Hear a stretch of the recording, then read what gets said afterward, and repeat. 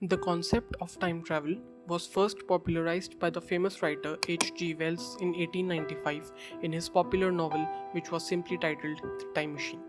And since then, it became a prominent part of pop culture and story writing, giving rise to cult classics such as Back to the Future, The Terminator, Predestination, and many more.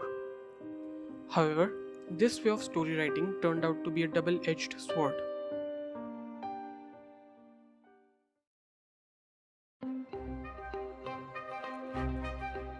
Time travel, which once was a creative way of introducing your characters to a new universe or bizarre situations, is now merely a lazy loophole for getting your characters out of a bad one.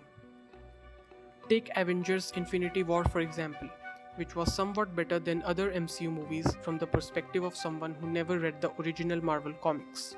Unfortunately, the same cannot be said about its successor. After Thor killed Thanos in Avengers Endgame, the writers had to lay a path for the characters using which they would bring the other blipped out characters back to life. And the writers did a terrible job. They used time travel to go back in time so that they could kill Thanos before his snap.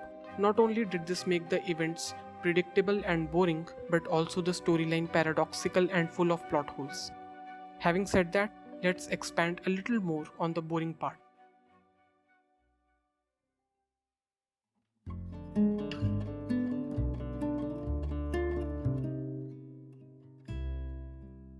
A viewer always wants a great number of ways in which the story can move ahead, but never wants that number to be infinite.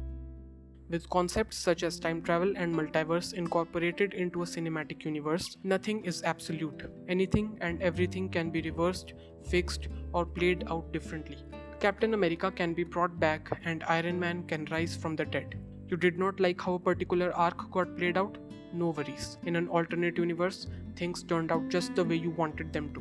Because of this, people who watch shows like Dark or Predestination don't watch them for their good storyline, but their complexity and having the moral high horse by substantiating that somehow they have a greater mental acumen for indulging with this type of content.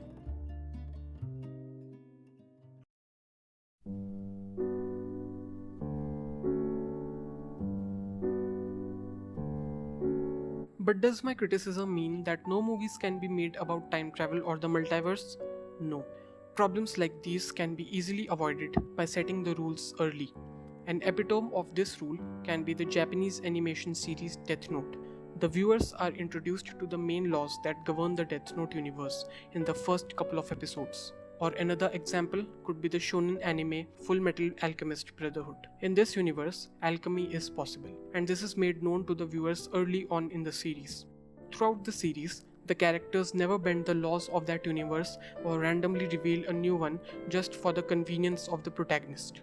A good story reveal can be written only if the necessary resources to figure out the ending is handed out to the audience early on, and even then you succeed in fooling them.